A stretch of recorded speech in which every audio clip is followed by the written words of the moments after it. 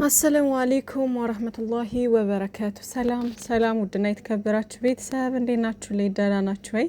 ከኔ ጋር ሁሉ ሰላም አልሐምዱሊላህ። በያላችሁበት ሰላማችሁ ብዝዝት ይበል። ብሩኬ መቷል በቲክቶክ እንግዲህ በመዝሙር ነው የመጣው ዛሬና ፏፈሽ ብሎ በቤቱ መቷል ማለት ነው ውዶቼ። ኮፒ ሊንክ እያደረጋችሁ ነው ቤታቸውን የሀይሚዬንም የብሩኬንም ኮፒ ሊንክ አድርጉላቸው። እኔ ጋር ብቻ ነው የቅመሜ ባለፈው የሰራችሁ ቪዲዮ የልደቷ ቀን እንትን ያለው ቪዲዮ የተለቀቀው እሱ አልተመለሰም።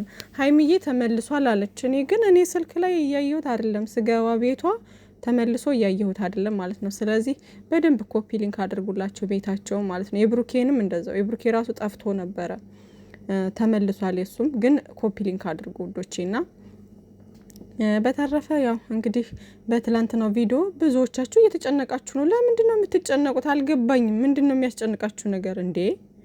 አትንበጫበጫ እንዴ! ምን እሺ ነው? እንደውም በዚህ ሰዓት ደስተኛ ሆናችሁ ምናምን ላይክ በቃ ቲክቶክ ምናምን ሀይሚዬና ብሩኬን እያቀበጣችሁ ቻናላቸውን ሼር እያደረጋችሁ እንደተለመደው ቅውጥ አድርጉት እንጂ የምን መፍራት ምናምን ምን አመጣው? ምንድን ነው የሚያስፈራችሁ ነገር እንዴ? እና በነገራችን ላይ ማለት ነው እንደዚህ ስትሆኑ እሷ የሶሻል ሚዲያ ሰው ናት። እንግዲህ መታለች ወደ ሶሻል ሚዲያ ገባች አይደለ? ስለዚህ ታያለች እና እንደዛ ስታይ ሞራል ነው የምትሆኗት። በቃ እንደዚህ እችላለሁ ማለት ነው፣ እንደዚህ እያርበደበድኳቸው ነው ማለት ነው አይነት ነገር ስሜት ይሰማታል። ገባች አይደለ? ስለዚህ ምንም መፍራት በየሄደችሁበት ኮሜንት ላይ ምናምን በቃ ፈራው ምናምን እያላችሁ የለቅሶ ኢሞጂ ምናምን ነገር አታድርጉ በእናታችሁ። አረ በዚህ ልክ ሞኝ አትሆኑ በእናታችሁ። ተው። ምን ሆናችኋል? የምሬን ነው። ምን ሆናችኋል? አይ ነው በቃ እነሱን በጣም ስለምትወዷቸው በጣም ከልባችሁ እንትን ስለምትሏቸው ነው። ግን ሀይሚዬና ብሩኬ መቼም አይለያዩ። ገባችሁ አይደለ? ምንም እነሱ ተናገሩኩ። ዋናው የሀይሚዬ አንድ መሆን በቃ እንዴት ነው ከጎኑ መሆን ነው። ገባችሁ? ከዚህ በፊት እንኳን ፍቅሩን ሳይገልጽላት ከጎኑ ሆና እንደዚህ በመሀልም ግጭትም ምንም ቢፈጠር ያለው ነገር ምናምን ግን ደግሞ ይሄው ተለያይተው የማይለያዩ ልጆች ናቸው። ገባቸው አይደለ? አንድ ሆነው በፍቅር እንደውም ፍቅራቸው ጨምሮ ምናምን ነው የመጡልን። አሁን ደግሞ ፍቅራቸውን ከተገላለጹ ደግሞ አንድ ላይ እጅ ለእጅ ተያይዘው ለመጋፈጥ ነው እነሱ የመጡት። ገባቸው አይደለ? አንድነትን እንዴት ጥላትን ማስወገድ እንዳለባችሁ ሊያሳዩን ስለፈለጉ ነው። በቃ አሁን ላይ አንድ ናቸው። አንድ ከሆኑ ደግሞ ምንም የሚከብድ ምንም እንትን የሚል ነገር የለም። ምንም አይነት ችግር ቢመጣ ይወጡታል። ገባችሁ? ይወጡታል። ስለዚህ እኔ የምነግራችሁ ነገር አንደኛ ነገር አሁን ላይ በመጀመሪያ እንትን ዲኤንኤ ይደረጋል አይደል? ዲኤንኤው 15 ቀን ነው የሚቆየው። ከዛ በኋላ ከመጣ በኋላ ደግሞ ስራውን ሊቀጥሉት ካሰቡ የተወሰነ እንስራ ብለው ካሰቡ ላይክ እንዴት ነው የሱ ነው አይነት ነገር ብለው ሊመጡ ይችላሉ። ገባችሁ? ከዛ በኋላ ትንሽ እንትን ይሉና ብሩኬ ማጣራት ያለበትን አጣርቶ ምናምን እስከ ጥግ ድረስ ይሄዳለሁኝ ላይክ በቃ ወደ አዲስ አበባ እንኳን መመለስ ከሌለብኝ አልመለስም፣ ይሄን ነገር ሳላጣራ ስሜን ሳላጸዳ ብሏል።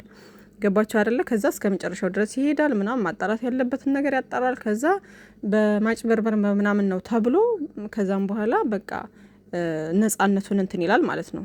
ገባችሁ? ስሙን አጽድቶ ምናምን ከዛ በኋላ ይጠናቀቃል። ከዚህ ነገር ይወጣሉ፣ ወደ አዲስ አበባ ይመለሳሉ። በቃ ይሄ ነው። ግን ወይ ይሄ ከዚህ ነገር ቶሎ መውጣት የሚፈልጉ አይነት ከሆነ አሁን ዲኤንኤ ይደረጋል ምናምን፣ ከዛ እውነቱ ይወጣል። ከዛ በኋላ በቃ በሰላም ወደ አዲስ አበባ ይመለሳሉ ምናምን። ከዛ በኋላ በራሳቸው አይዲያ እንደተለመደው በራሳቸው ሙድ እየመጡ ይሰሩልናል ማለት ነው። እነዛኞቹም ወደ ራሳቸው ይመለሳሉ። ገባችሁ? እንደዛ ነው የሚሆነው። ከሁለት አንዱ ነው የሚሆነው። ገባችሁ? ስለዚህ የሚመጣውን ነገር በትዕግስት እንትን ማለት እንኳን አይደለም ብሩክ አለማየሁ የማያደርገውን ማለት ነው። በስህተት እንኳን እሷ እናንተ እንደምታስቡት የሆነ ነገር አድርጋ ምናምን ቅብጥርስ የምትሉት ነገር አይዲያ ራሱ የምትሰጡት እናንተ ናችሁ። የምሬን ነው።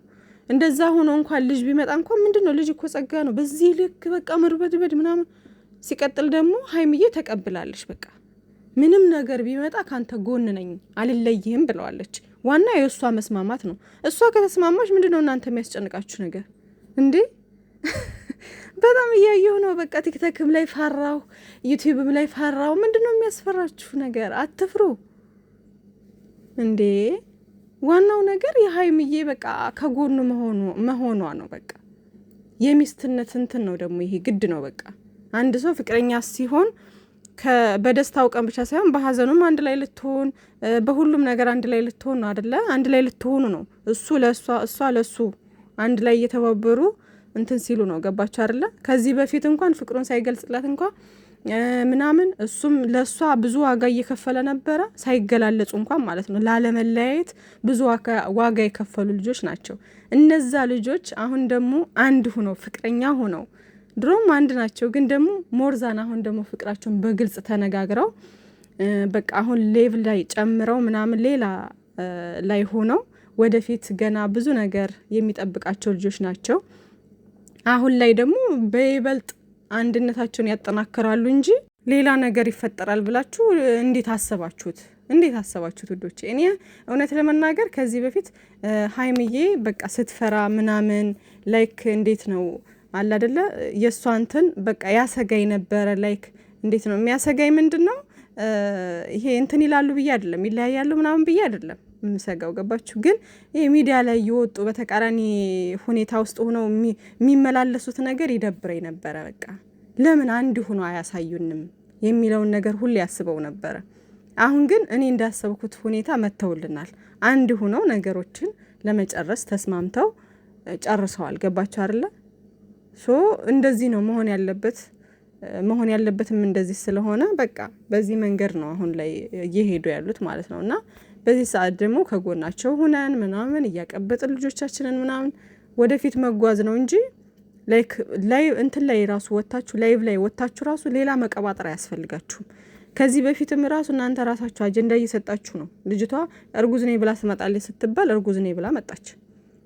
አሁን ደግሞ የሆነ ነገር ብላ ትመጣለች ሲባል ደግሞ እንደዛው ሰምታት መጣ። እያንዳንዱ ነገር ከኛ አጀንዳ እየወሰዱ ነበር ሲሰሩ የነበሩት። ገባችሁ አይደለ? ያ ነገር ለነሱ ጠቀማቸው።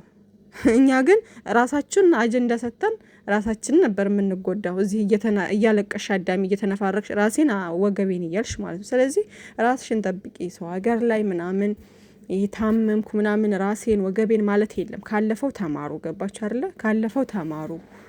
በቃ ዝም ብላችሁ እዩ። መጨረሻውን ደግሞ ያማረ ነው የሚሆነው። በቃ ምንም የሚመጣ ነገር የለም። እንዴ ሀይሚና ብሩኬ በሰው ነው እንዴ ያሉት? እነሱ ፈጣሪ እኮ ፈቅዶ እኛን ሰበብ አድርጎ ፈጣሪ ያገናኛቸው።